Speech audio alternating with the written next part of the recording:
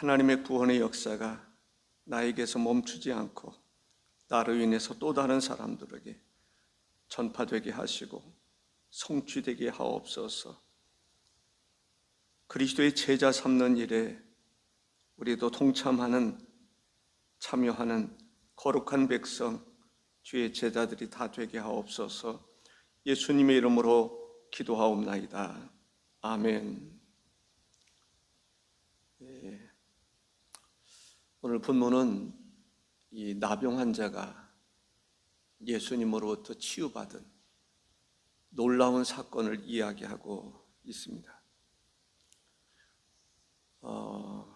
예수님 당시 유대 사회에 있어서 나병 환자라고 하는 것은 보통 질병이 아닙니다.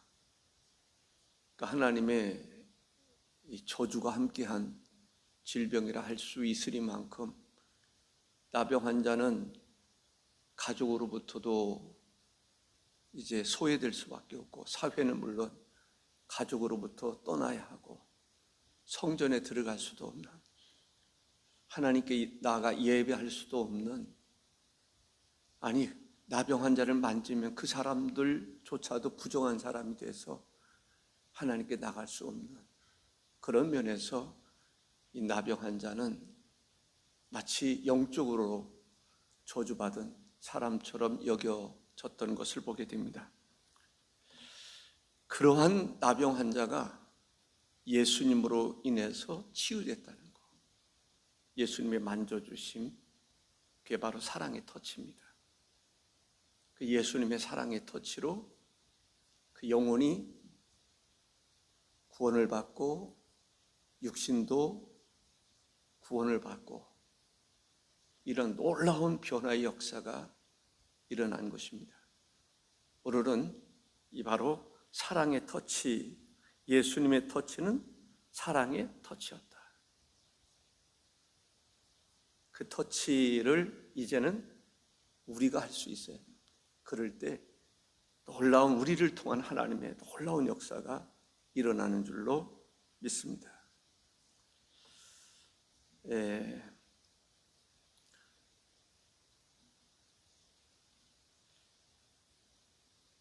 사람들은 나름대로일 수도 있고요, 이 아픔을 가지고 있는 경우들이 있습니다. 상처를 가지고 있는 경우들이 있습니다.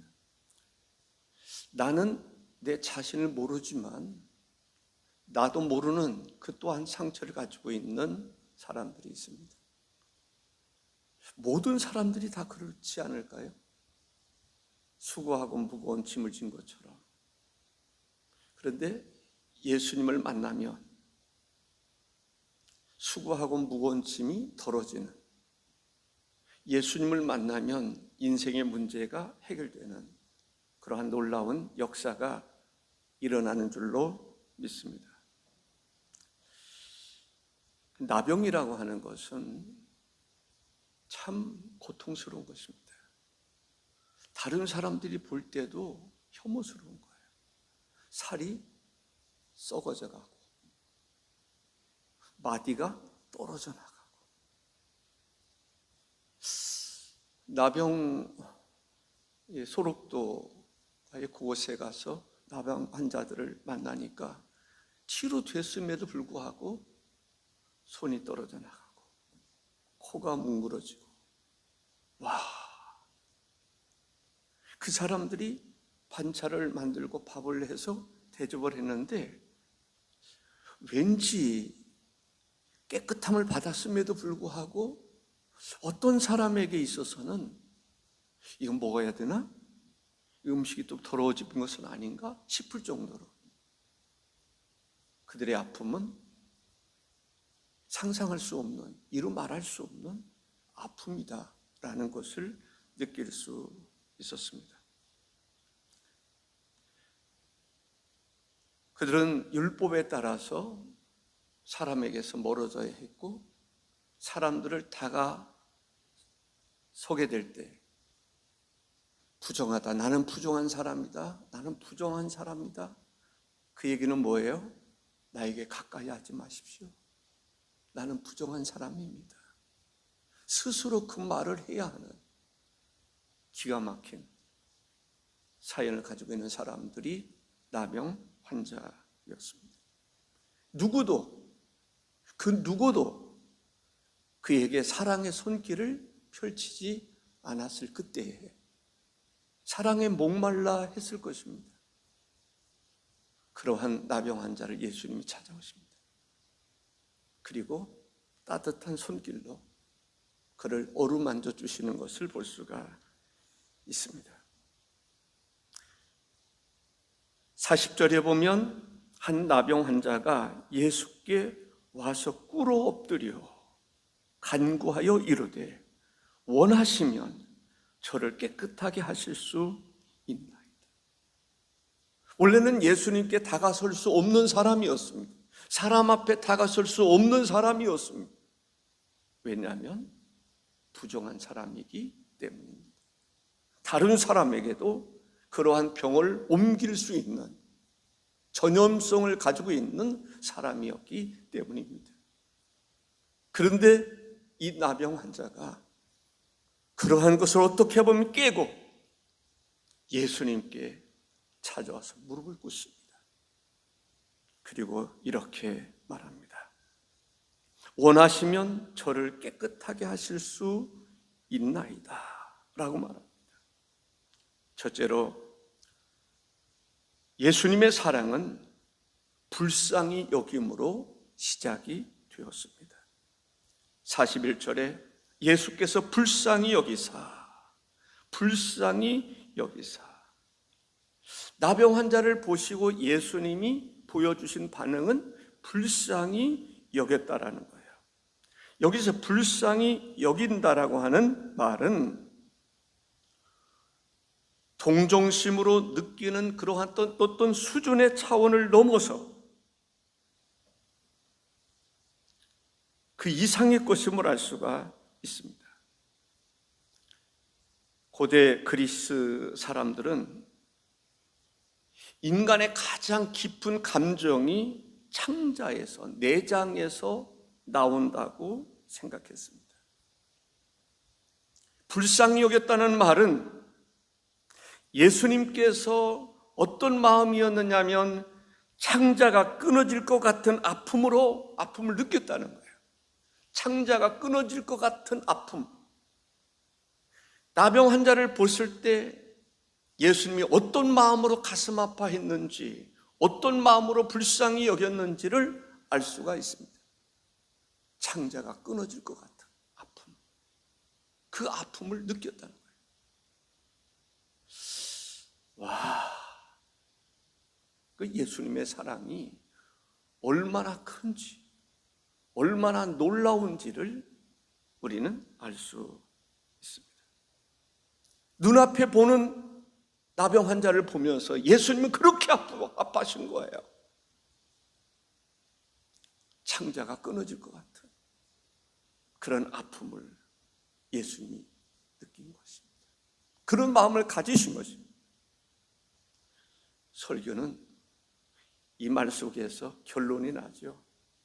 우리가 예수 믿지 않는 사람들, 영혼이 죽어있는 사람들, 멸망해가는 그들을 우리는 어떤 마음을 느껴야 되는가, 그들을 보면서 창자가 끊어지는 것 같은 아픔을 느낀 사람들은 전도하게 되는 것입니다. 그런데 그러한 나병 환자와 같은 사람들을 보면서도 그냥 마음으로 가슴 아프다, 그 정도의 수준이라면 그를 건지지 구원하지 못할 것입니다. 사랑하는 성도 여러분, 우리는 하나님의 말씀을 만나는 것이 중요합니다. 하나님의 말씀 성경 속에서 그리스도의 마음을 갖는 것이 중요합니다. 그리스도의 마음을 느끼는 차원이 아니라 그리스도의 마음을 소유할 수 있는, 그 마음으로 살아갈 수 있는 성도가 되는 것이 중요하다라는 것이죠.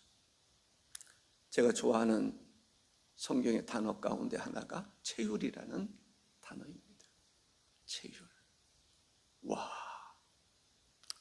저는 그 말씀 채울이라고 하는, 개역 성경에 보면 채울이라는 말을 사용하고 있는데 그 말이 저는 그렇게 아름답게 느껴질 수가 없습니다. 채울이라는 말이 무슨 말입니까? 동일하게 느끼는 것입니다. 예수님께서 우리 인간의 아픔을 동일하게 느끼신 거예요. 하나님이 동일하게 느끼시는 거예요.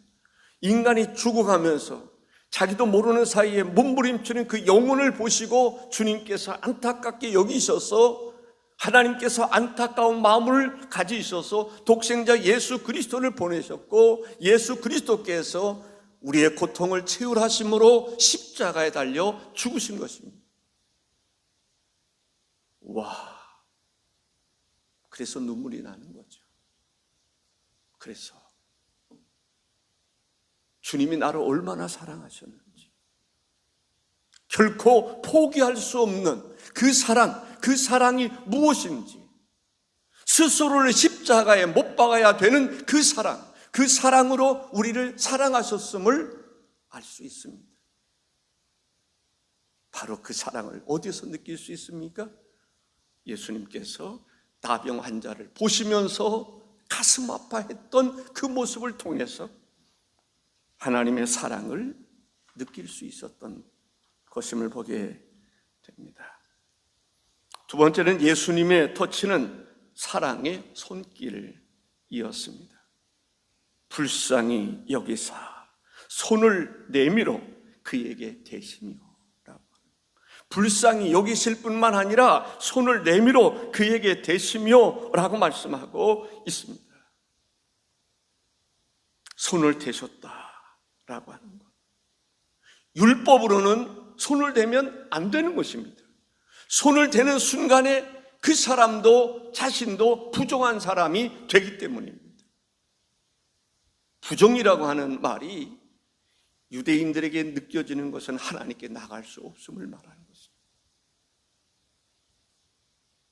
그런데 예수님은 주저하지 아니하시고 그에게 손을 내밀어 대셨다, 만지셨다. 이 대셨다라고 하는 것은 단지 손을 얻는 차원이 아닙니다. 그의 손을 꽉 잡으시는 것을 말하는 것입니다. 그의 몸을 확실하게 잡으시는 것을 말하는 것입니다.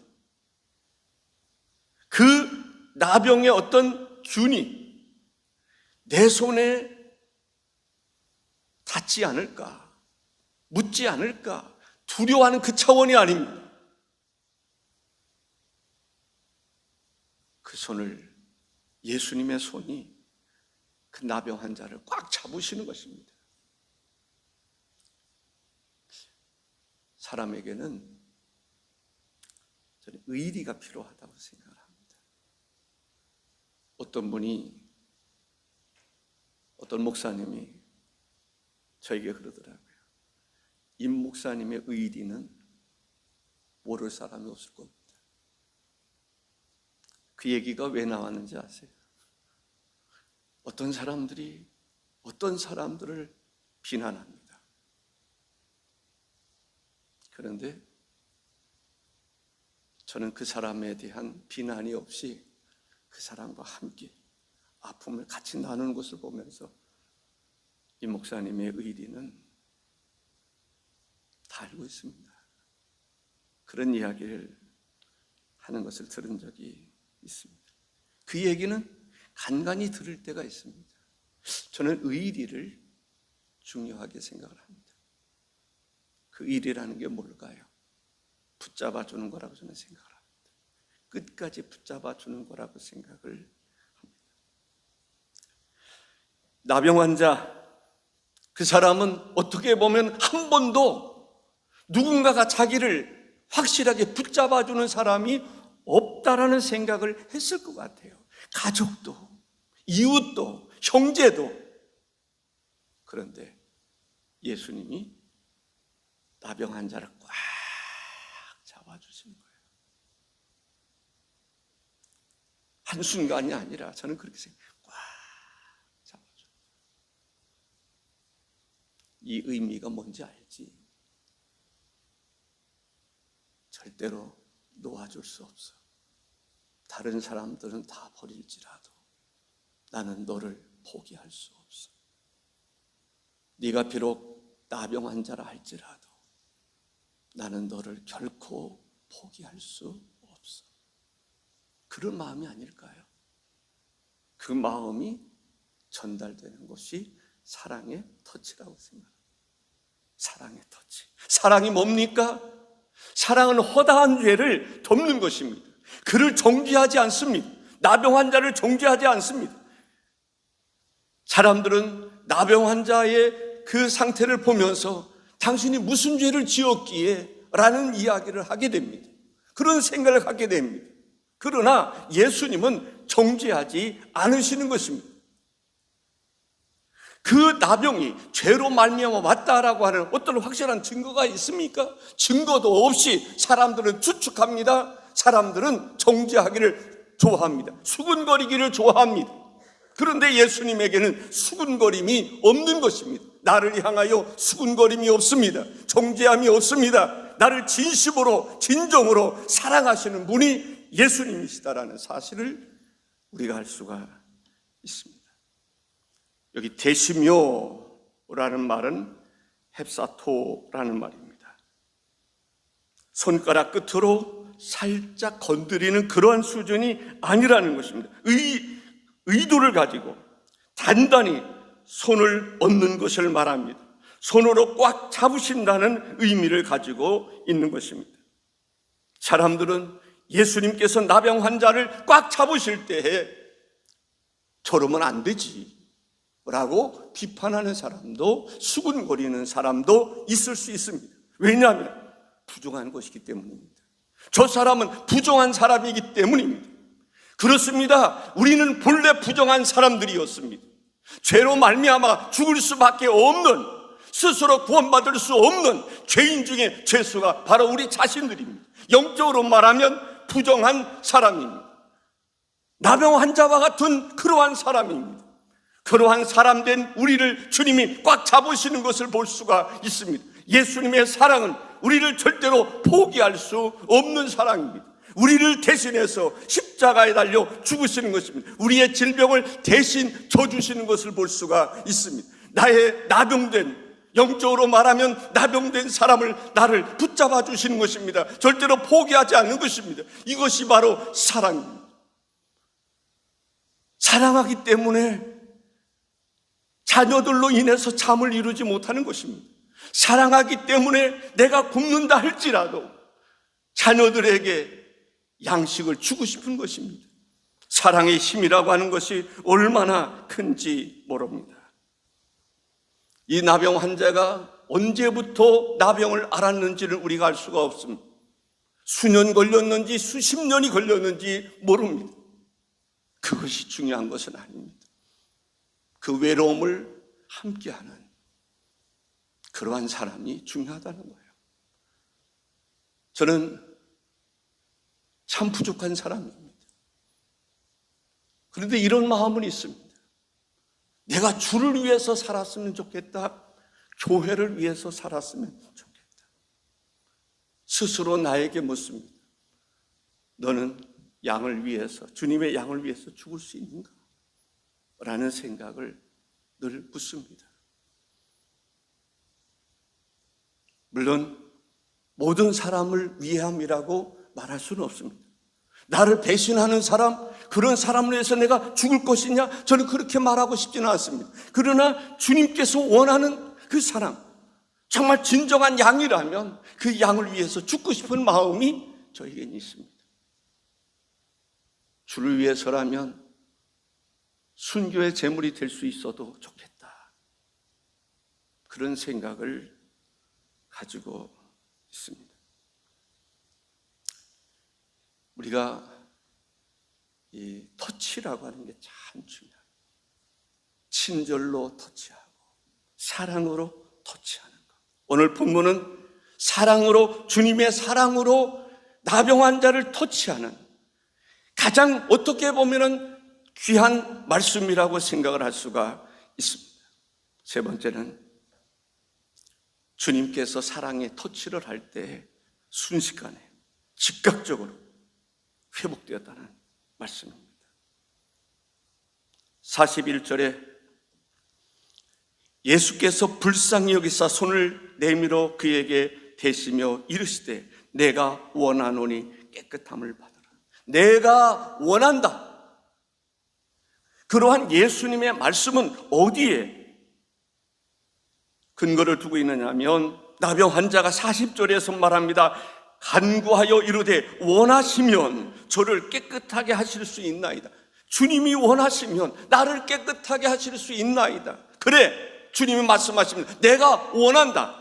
내가 깨끗함을 받기를 원한다. 말씀하실 때에 그 나병 환자가 고침을 받았다라는 거예요. 원하시면, 그러한 질문에 예수님은 즉시 대답하십니다. 내가 원한다. 내가 원하노니 깨끗함을 받으라. 우리가 하나님 앞에 어떤 기도를 드리느냐 하는 것은 매우 중요한 일이라고 생각을 합니다. 깨끗함을 받으라 말씀하실 때에 깨끗함을 받는 역사가 일어나는 것입니다. 깨끗함을 받는다. 이것은 단지 나병, 어떤 질병만의 치료를 말하는 것이 아닙니다. 영적인 것이기도 합니다. 깨끗함을 받아라. 이제 깨끗함을 받음으로 하나님께 나갈 수 있는 사람이 된 것입니다. 나는 부정하다라고 말할 수밖에 없었지만은 예수님이 깨끗함을 받으라는 말씀을 통해서 이제 부정한 사람이 아닙니다. 거룩한 백성이 된 것입니다. 하나님 앞에도 나갈 수 있고 사람에게도 당당히 나갈 수 있습니다. 원래 나병 환자였습니다. 우리가 바로 그런 사람이었습니다. 누구 앞에도 솔직한 마음으로 떳떳할 수 없는 우리였습니다. 죄는 숨길 수 있습니다. 그러나 주님이 우리를 보실 때 다 한결같이 진노의 자녀였습니다. 우리는 그것을 잊으면 안 됩니다. 본질상 진노의 자녀였던 내가 그리스도로 말미암아 깨끗함을 받아서 하나님의 자녀가 되었고 하나님의 백성이 되었고 하나님께 당당히 나갈 수 있게 되었고 하나님을 찬양할 수 있고 하나님을 예배할 수 있고 그리스도의 복음을 전할 수 있는 사람이 되었다고 하는 사실입니다. 오늘 우리들에게도 변화가 일어나야 될 줄로 믿습니다. 변화, 깨끗함을 받으라. 원래 모습으로 돌아가라는 거예요. 인간의 죄를 지키 이전의 모습으로 돌아가기를 주님이 원하셨던 것을 볼 수가 있어요. 하나님과의 관계를 회복하는 깨끗함을 받는 역사가 일어나야 될 줄로 믿습니다. 거룩한 백성, 그 백성으로서의 삶을 살아가야 되는데 그것이 주님의 손길로 말미암아 이루어진 것입니다. 그리고 주님, 내가 깨끗함 받기를 원합니다. 그는 말합니다. 내가 지금 나병 환자로서 내 병을 먼저 고쳐주십시오라고 기도하지 않습니다. 깨끗함 받기를 먼저 기도했습니다. 많은 사람들이 그럴 거예요. 무엇을 주기를 원하는가? 지금 주님, 내가 나병 환자입니다. 병자입니다. 나에게 병을 고쳐주십시오 라고 기도할 수 있습니다. 그러나 이 사람은 기도하는 수준이 다른 것 같아요. 내 병을 고쳐달라고 하는 기도보다는 내가 깨끗함 받기를 원합니다. 관계를 회복하기를 원합니다. 그때 주님이 말씀하십니다. 내가 원한다. 깨끗함을 받으라. 본래의 모습으로, 아름다운 모습으로 회복하는 역사가 일어난 것입니다. 오늘도 하나님의 은총이 이 새벽에 하나님 앞에 나와 예배하는 여러분에게 가득하시기를 주의 이름으로